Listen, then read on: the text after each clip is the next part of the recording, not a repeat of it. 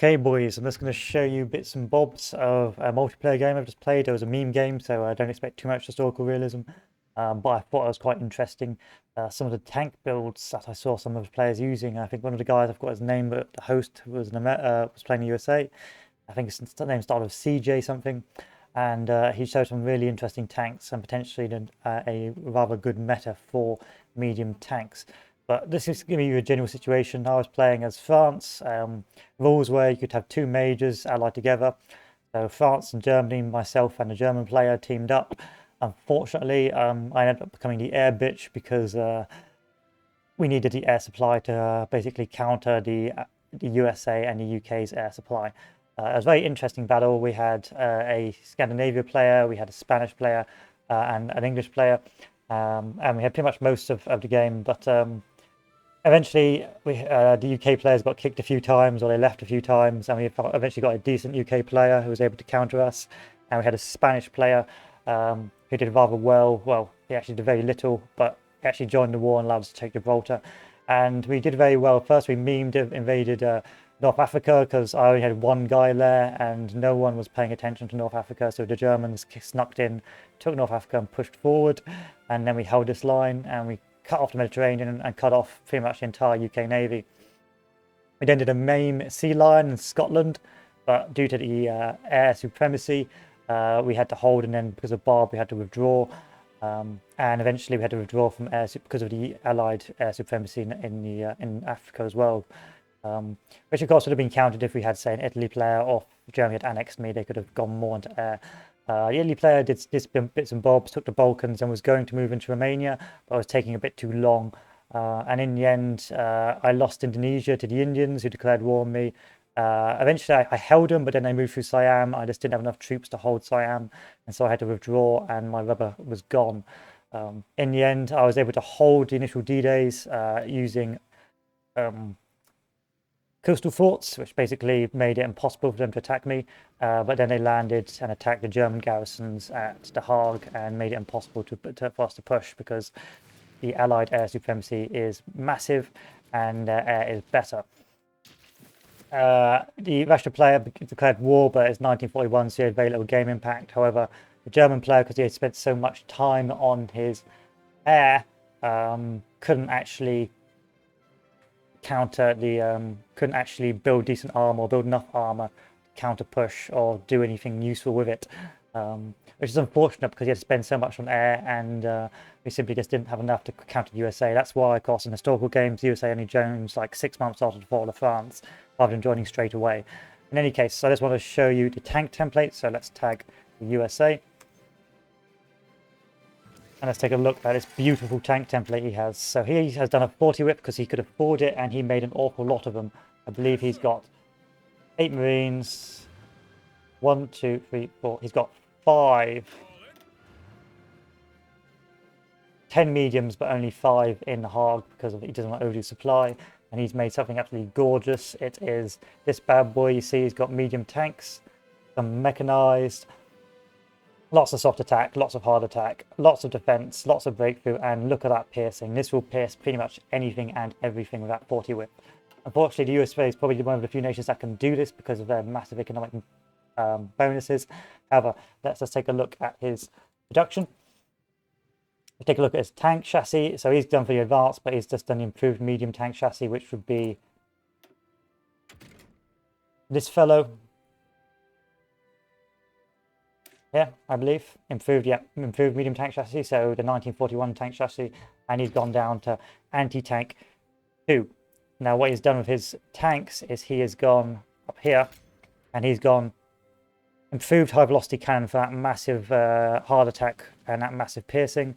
And look at that piercing, that is ridiculous. That's going to destroy every tank. That is going to destroy every tank, it's just that simple. With that, and plus with that engine, that armor, he's going to help. He's going to do quite well against a lot of enemy troops, especially anti-tank troops.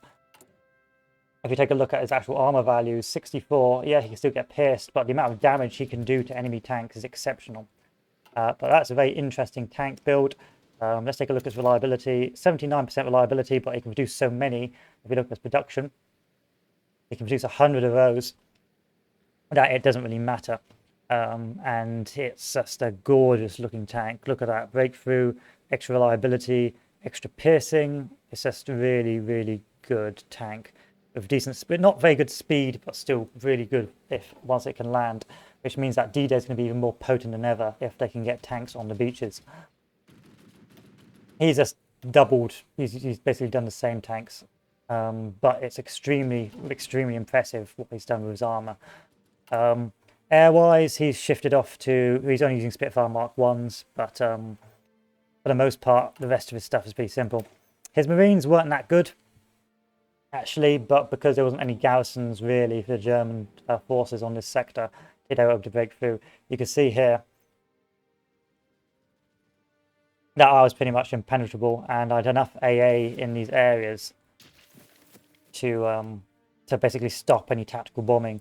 So what I suspect we'll be seeing more is a lot of investment from the German players for AA and actual coastal force to stop D-Days.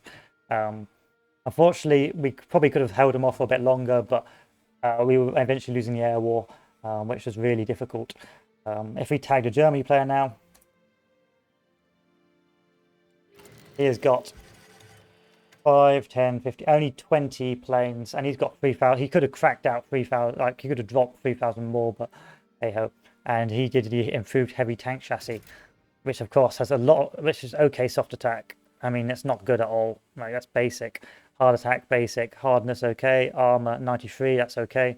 But the big problem was that if you take a look at his copy divisions, his armor was going to be pierced all the time. So that looks like the death of a heavy tank design. Look at that cost, 7,000 to 21,000. Let's say that's 20,000, 21,000. Now if we tag the USA and take a look at this bad boy, that's half the cost. It is literally, it's half the cost. I would say almost 1/3 of the cost, and he has just so much more potency. Just demonstrating that really, and I think anti-tank is going to be the real breadwinner for if you want to go back for the standard tank memes. However, that's that's pretty economical, and you could produce a lot of them. Like how many was he producing? Over 100 factories, 24 a day. Well, 30 a day, effectively just dominating. He could just spam those bad boys out. So I suspect that tank meta is going to be disgusting. Whoever that host is, that's a very impressive build. And then just to laugh at my build,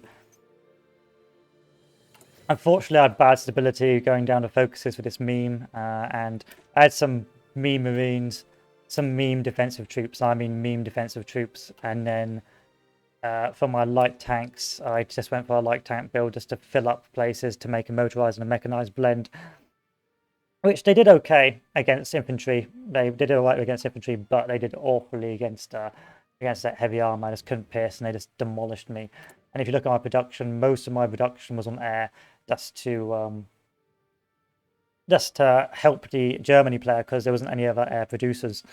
In the end, I was forced to just make fighter 2s and so on and so forth, and spam them out. And at some stages, I had like 50 odd or so, 50 factories just producing air to sort of help the Germany player, but I just couldn't make enough to counter the overwhelming might of the USA. So, what's the lesson here, gentlemen? It looks like medium anti-tank is going to be the lesson of the day. Is going to be probably the meta from now on. I mean, I haven't seen a single other tank like it, especially if you can get mechanized out. It's going to be much more important for Germany to actually create defenses on the D-Day wall. I'm talking fortresses, coastal forts, because once the Americans get in, their massive industry is just going to swarm and push everyone out of France, and you're just not going to be able to counter their air.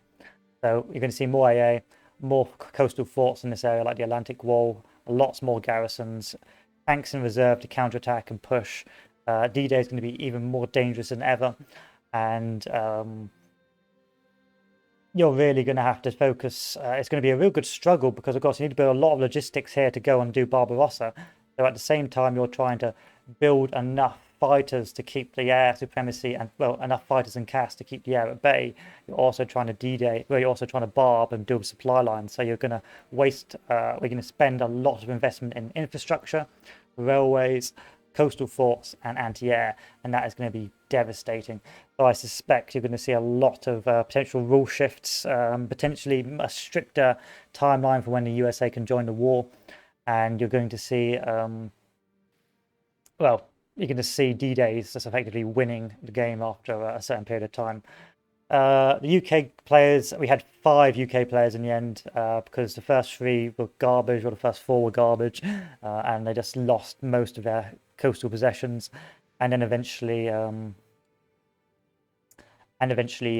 well, collapsed until the Americans came to basically keep them alive. Of course, this also means that now Japan is harder than ever, and it's going to be extremely difficult for Japan to put any pressure on the USA.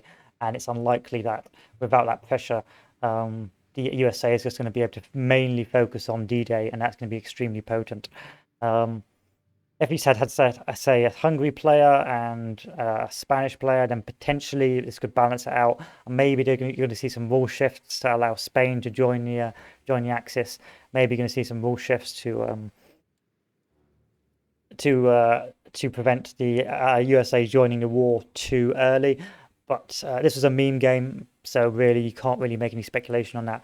All you really can make is the fact that that armor is extremely potent, and that looks like it's going to be the go-to build. And it's going to be very difficult for Germany to build air to match the Allies, create defenses to prevent D-Day, and build that same armor level to counter the Allies. So I think you're going to end up with a Germany with weaker armor, but more of it to punch through into these sectors. And you're going to see a lot more investment into defensive lines and air and things like that. But yeah, the air meta is extremely strong right now, and if you do not have air, you're going to fail. Unfortunately, I think the Soviet player didn't do that bad a job. It was 1941, and as you've seen in the current patch and the focuses, the Axis player can't really do much. Well, the Soviet player can't really do much until 1942, so he got a bit of flack from the host, but there's nothing he really could have done. As you can see with his production, he was starting to roll out tanks and things like that, but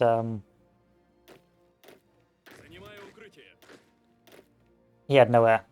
He had no air Russia.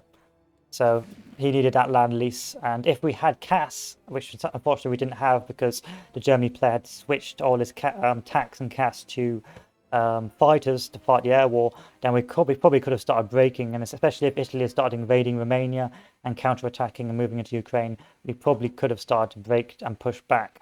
But by that time, D-Day had already occurred, and we could no longer succeed. And you can just see it's like he's probably put too much in armored trains. He has put some in fighter twos, but not a lot. Nowhere near, like not enough to match the German air supremacy. However, I do think you're going to see a rule set that is going to force the USA to join later. Potentially they can fight earlier in Japan, but I don't think they're going to be able to put boots on the ground or send air, or maybe send, prepare a D-Day until a certain time or date to sort of allow the game to flow a bit more.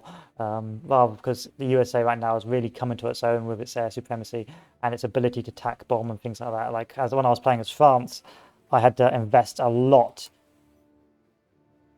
into anti-air, and eventually it did stop the tack bombs. Like I was shooting them down and they weren't doing any damage to me, as you can see, but it meant that I had to stop my industry and go elsewhere, and as that meant that I had no industry to really do anything else apart from hold my lines and spam air. It was actually a really boring game for me, but you needed a fast player to get the game going. And let's tag the Italy player to see what he was doing. Let's see what the Italy player was doing. So this was a new Italy player. He was planning a D-Day, or he's planning an invasion of Cyprus. So he was getting on and beginning to do it with a lot of... Well, that's an interesting division. With mountaineers. Okay, it's a weird division for a naval invasion, but hey, I won't judge him. And his production was 2 armored trains, lots of mills, yeah, 10 fighters, not a lot, so he was not going to have a lot of game impact. He had some naval bombers, but really, he just had a casual game. He just moved around and he didn't have much impact. However, it was good that he actually played regardless to keep the game going. And you're going to see a much more focused Axis game with Axis teams with a lot more air focus. I suspect Italy will now be expected to produce a lot more fighters, a lot more navy, and their troops are going to be a lot less in order to win that air war. Still very impressive. Very enjoyed that game. It was a good game, and I was very happy with my performance as France because I don't normally play meme games, and the fact I was able to stop the USD day while the Germany was not made me rather happy. Even though the Germany was also very good, he took out Poland, who was a player who then left because he got kicked because of the lack of speed, because he got down to 2 speed. And he was able to do a lot of interesting things in North Africa, in North Africa, and the UK, because we were doing naval invasions. And initially we tried a naval invasion down here, but it didn't work, so we moved up there and started naval invading. Still very impressive, and look forward to that in future. So I'm going to tag switch back to the USA, and you're going to see their division template one more time. There you are. That's USA's host template. There's his production of what he built. Where is it? There it is. High velocity shell, 3-man turret, radio, extra piercing, blah, blah, blah, blah, blah, blah.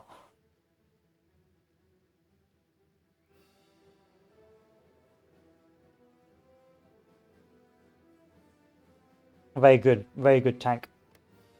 Very good, powerful tank. I'm going to be copying that in future because I think he's found the meta, if I'm honest. I think that's this bad boy has found the meta, and that was using the improved medium tank chassis.